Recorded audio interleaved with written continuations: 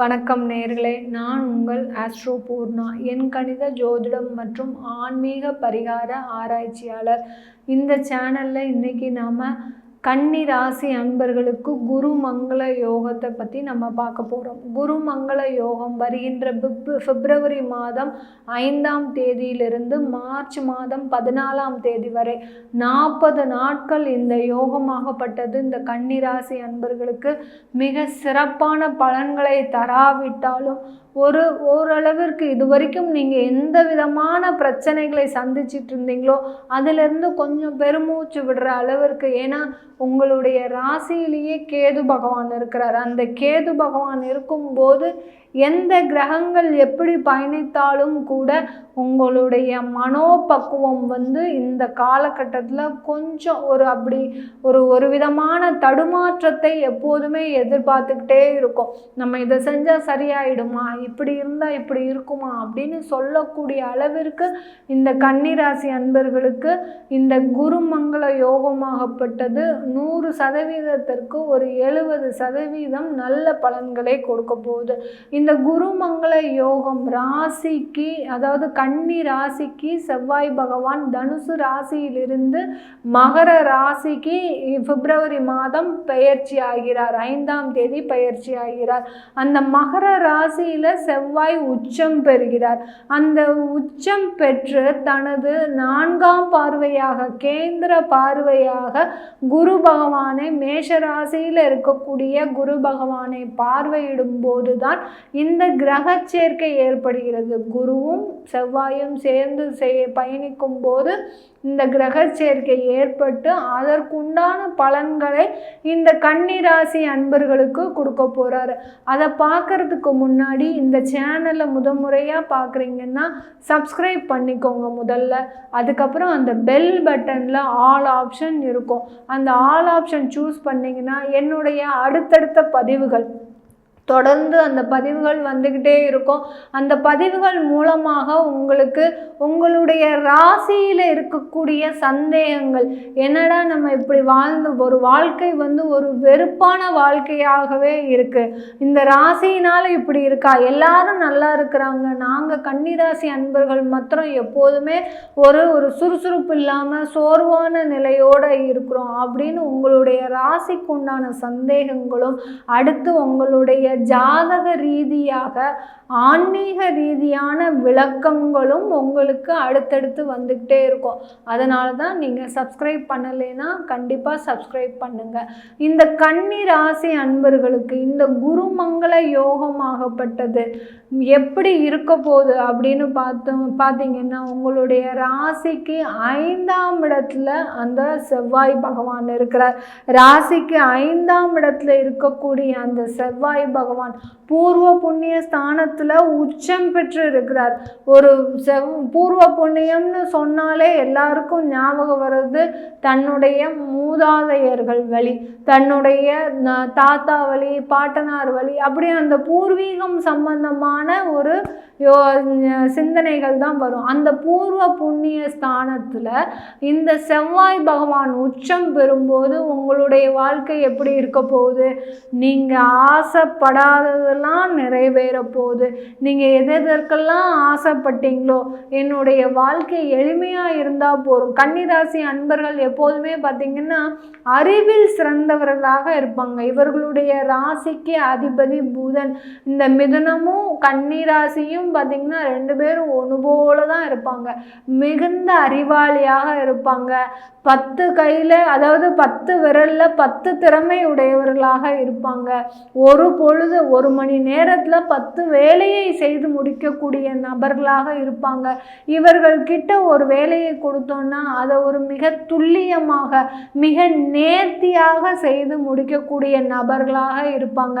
இதெல்லாம் செய்வதனால மிகுந்த ஆணவம் மிக்கவர்களாக இருப்பாங்களா? இல்லை, மிக எளிமையாக தன்னுடைய திறமையை வெளிப்படுத்தாமல் நான் தான் இந்த வேலையை செய்தேன் அப்படின்னு முன்னேற்பாடாக போய் சொல்லாமல் யாரோ சொல்லுவான், சார் நான் சொல்லி தான் சார் இவன் செஞ்சான் அப்படின்னு யாரோ சொல்லுவாங்க. அதுக்கும் தலையை ஆட்டிக்கிட்டு தன்னுடைய வெள்ளந்தித்தனமான ஒரு மனப்பக்குவம் உடையவர்கள் இந்த கன்னி ராசி அன்பர்கள்.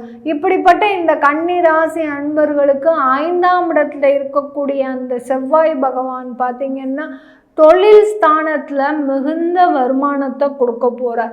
மிகுந்த வருமானத்தை கொடுக்க போகிறாருன்னு நம்ம 2வது பட்சமாக சொல்லலாம். உங்களுடைய தொழிலில் இருக்கக்கூடிய கடனை முதல்ல அடைக்க போகிறார். எந்த அளவிற்கு கடன் இருந்ததுன்னா நீங்கள் இந்த வாழ்க்கையில் இவ்வளோ சோகமாக இருப்பீங்க. ஒவ்வொரு நாளும் பார்த்திங்கன்னா ஒரு கணவன் மனைவி இருக்கிறீங்க, அந்த கணவன் மனைவி இருக்கக்கூடிய அந்த ஒரு ஒற்றுமை கூட, ஒரு அந்யோன்யம் கூட உங்களிடம் இல்லாமல் இருக்குது. ஏன்னா ஒரு மனசு திறந்து பேச முடியல உங்களால். ஏன் அப்படி பேச முடியல? கண்ணை திறந்தால் உங்களுக்கு கடன்காரங்க தான் ஞாபகத்துக்கு வராங்க, உங்களுடைய கடன்கள் தான் ஞாபகத்துக்கு வருது, உங்களுடைய இஎம்ஐ தான் ஞாபகத்துக்கு வருது, அந்த தொழில் என்ன ஆக போகுதோ அப்படின்னு தான் ஞாபகத்துக்கு வருது. ஒரு மனசு விட்டு பேச முடியல. குழந்தைங்க எப்படி இருக்காங்கன்னு நம்மளால் கேட்க முடியல. அந்த குழந்தைங்க அடுத்து என்ன செய்ய போகிறாங்கன்றத யோசிக்க கூட முடியாத ஒரு நிலைமையில் இருக்கிறீங்க இந்த கன்னிராசி அன்பர்கள். பயப்படாதீங்க கன்னிராசி அன்பர்களே. இந்த காலகட்டம், இந்த 40 நாட்கள் பார்த்திங்கன்னா உங்களுக்கு ஒரு சிறந்த காலகட்டமாக இருக்கும். என்னுடைய வாழ்க்கையும் இப்படி மாறுமா, நானும் இவ்வளோ ஒரு முன்னேற்றத்திற்கு வருவேனா அப்படின்னு சொல்லக்கூடிய அளவிற்கு இந்த கன்னிராசி அன்பர்களுக்கு ஒரு சிறப்பான காலகட்டமாக தான் இருக்க போகுது. ஆனாலும் அதில் ஒரு சின்ன சின்ன பிரச்சனைகளும் தடைகளும் இருக்கும். ஏன் அப்படி இருக்க போகுது அப்படின்னு பார்த்தீங்கன்னா உங்களுடைய ராசியிலேயே கேது பகவான் இருக்கிறார். அதனால தான் திரும்ப சொல்கிறேன், எதுலேயுமே ஒரு தெளிவான முடிவெடுத்து செயல்படக்கூடிய நபர்களாக தான் இருக்க வேண்டும் இந்த காலகட்டத்தில் கன்னிராசி அன்பர்கள். அடுத்து அந்த இந்த செவ்வாயில், அதாவது மகர ராசியில் இருக்கக்கூடிய அந்த செவ்வாய் பகவான் 4ஆம் பார்வையாக குருவை பார்க்குறார். குரு எத்தனாம் இடத்துல இருக்கிறார்? அஷ்டம குருவாக இருக்கிறார். அஷ்டம குரு என்ன பண்ண போகிறார்? அதீத பலனை கொடுக்க போகிறார். அஷ்டம குரு இருக்கும்போது உங்களுக்கு இறைமறை ஞானம்லாம் கிடைக்கிறதுக்கு உங்களுக்கு ஒரு நல்ல சக்தி வரும். நீங்கள் நிறைய தெய்வ வழிபாடு பண்ணுறீங்க. இந்த கன்னிராசி அன்பர்கள் யாரை நம்புகிறாங்களோ இல்லையோ எல்லாரையுமே வெள்ளேந்தியாக நம்புவாங்க. நீங்கள் பழகுனாலும் சரி பழகாவிட்டாலும் சரி, நீங்கள் நல்லவன்னு சொல்கிறது அந்த கன்னிராசி அன்பர்கள் தான். ஆனால் இந்த கன்னிராசி அன்பர்கள் உங்களை விட அதிகமாக நம்பிக்கை வைத்து இருப்பவர்கள் அந்த தெய்வ பக்தியின் மீது. அந்த ஒரு ஞானம் எனக்கு கிடைக்காதா, அந்த ஒரு இறை வழிபாடின் மீது எனக்கு இருக்கின்ற ஒரு ஈடுபாடு என்னைக்கு பூர்த்தி அடையும் அப்படின்னு கிடைக்கக்கூடிய எதிர்பார்த்து கொண்டிருக்கின்ற அந்த கன்னிராசி அன்பர்களுக்கு இந்த அஷ்டம குருவாகப்பட்டவர் அதீத ஞானத்தையும் அதீத யோகத்தையும் அதிர்ஷ்டமான ஒரு நேரத்தையும் கொண்டு கொடுக்கக்கூடிய ஒரு நேரமாக தான் இருக்க போகுது இந்த கன்னிராசி அன்பர்களுக்கு.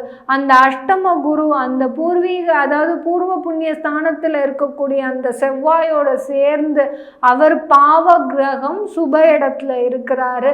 இந்த சுப கிரகம் பாவ இடத்துல இருக்கும்போது இந்த 2 எதிர்மறை நேர்மறை கிரகங்களும் சேர்ந்து மிக சிறப்பான பலன்களை தருகின்ற ஒரு காலகட்டமாக தான் இந்த கன்னிராசி அன்பர்களுக்கு இந்த 40 நாட்கள் இருக்க போகுது. உங்கள் தொழிலில் திடீர் அதிர்ஷ்டமும் திடீர் வருமானமும் திடீர் வாய்ப்புகளும் ஏற்படுத்தக்கூடிய ஒரு நேரமாக தான் இந்த கன்னிராசி அன்பர்களுக்கு இருக்க போகுது. இந்த கன்னிராசி அன்பர்களுக்கு 3ஆம் இடத்திற்கு, அதாவது உபஜயஸ்தானத்திற்குரியவர் அந்த செவ்வாய் பகவான்.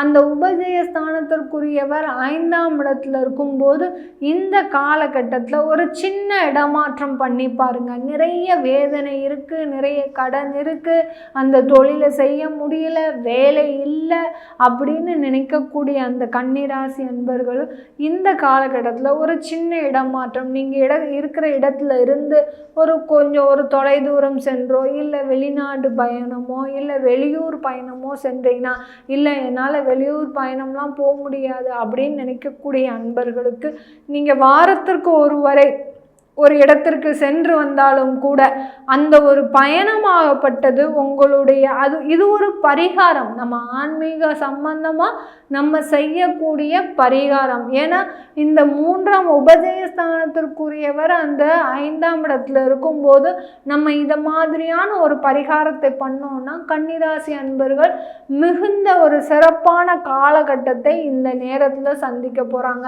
இதனால இவர்களுக்கு ஒரு வருமானம் அதிகரிக்குமோ, அடுத்து பார்த்தீங்கன்னா வரக்கூடிய பிரச்சனைகளிலிருந்து உங்களுக்கு அந்த அஷ்டம குரு திடீர் யோகத்தை கொடுத்தாலும் திடீர் நஷ்டத்தையும் கொடுப்பார். அந்த நஷ்டத்திலிருந்தும் பிரச்சனைகளிலிருந்தும் நீங்கள் விலகி கொள்ள வேண்டும்னா இந்த மாதிரியான ஒரு சின்ன ஒரு பரிகாரம் செஞ்சீங்கன்னா கண்டிப்பாக இந்த கன்னிராசி அன்பர்களுக்கு இந்த காலகட்டத்தில் ஒரு சிறப்பான காலகட்டமாக இருக்கும்.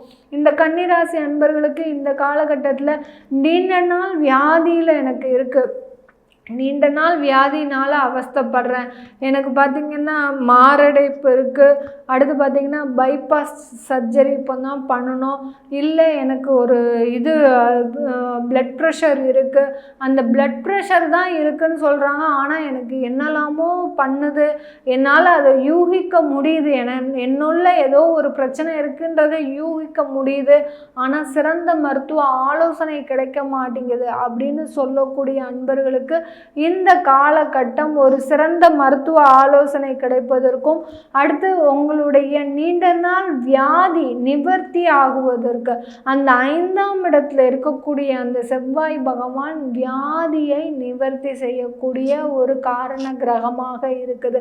குருவும் பார்த்தீங்கன்னா சுப கிரகமாக வரும், அஷ்டமத்தில் இருந்தாலும் கூட உங்களுடைய அந்த வியாதியை நிவர்த்தி செய்யக்கூடிய ஒரு காரண கிரகமாக இந்த 2 கிரகங்களும் பயணிக்கின்றன. அதனால் நீங்கள் எதுவுமே கவலைப்பட வேண்டாம் கன்னிராசி அன்பர்கள்.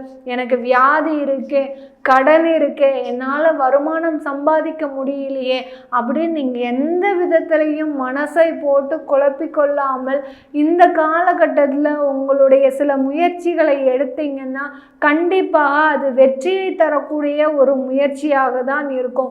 பூர்வீக சம்பந்தமான வழக்குகள் நிறைய இருக்குது, இல்லை எனக்கு குடும்பம் சம்பந்தமான வழக்குகள் இருக்குது, நானும் என் மனைவியும் பிரிந்துட்டோம், எனக்கு இன்னொரு மறுமணம் ஆகுமா அப்படின்னு கேட்கக்கூடிய அந்த கன்னிராசி அன்பர்களுக்கு கண்டிப்பாக உங்களுக்கு மறுமண வாழ்க்கை அமைவதற்கும், திருமணமே இன்னும் நடக்கலை, எனக்கு திருமணம் நடைபெறுமா, அந்த ஒரு யோகம் இருக்குமா அப்படின்னு கேட்கக்கூடிய அன்பர்களுக்கும் கண்டிப்பாக திருமண வாழ்க்கை ஒரு திருமண உறவு ஏற்படுவதற்கும் ஒரு சிறந்த காலகட்டமாக இருக்க போகுது கன்னிராசி அன்பர்களுக்கு. ஆக மொத்தத்தில் இந்த கன்னிராசி அன்பர்களுக்கு இந்த 40 நாட்கள் பார்த்திங்கன்னா ஒரு அதிர்ஷ்டமான நாட்கள் தான் சொல்லணும். இந்த மாதிரி நாட்கள் உங்களுக்கு இனிமேல் வராது. இந்த நாட்களை நீங்கள் பயன்படுத்தி கொண்டீங்கன்னா கண்டிப்பாக ஒரு வாழ்க்கையில் ஒரு படிக்கட்டு நீங்கள் ஒரு உயர்ந்த வாழ்க்கை தரத்தை அடையக்கூடிய ஒரு நேரமாக தான் இருக்க போகுது. இது எல்லாமே நம்ம கோச்சார நிலவரப்படி சொல்கிறோம். இந்த பலன்கள் இந்த மாதிரி இருந்தால், இந்த கிரக சேர்க்கை இருந்தால் இப்படி இருக்கும் அப்படின்னு நம்ம சொல்கிறோம். இது அவங்கவுங்க உடனே எனக்கு இந்த பலன்கள் எல்லாமே கிடைச்சிடுமா, நான் வீடு வாங்கிடுவேனா, என்னோட கடன் அடையுமா, நான் மேற்படிப்பு படிப்பேனா, குரு பகவான் பார்த்திங்கன்னா மேற்படிப்புக்கெல்லாம் மிகுந்த ஒரு உறுதுணையாக இருக்கக்கூடிய ஒரு காலகட்டம் இந்த காலகட்டம்.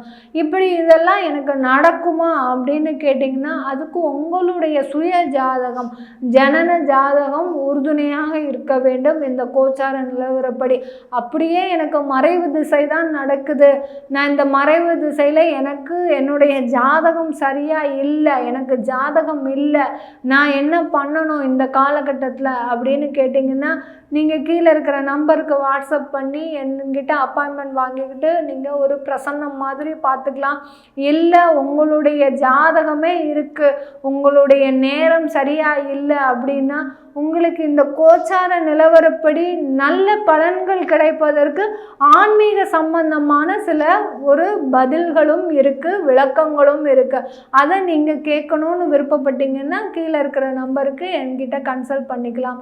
உங்களிடமிருந்து விடைபெறுவது உங்கள் ஆஸ்ட்ரோ பூர்ணா. நன்றி, வணக்கம்.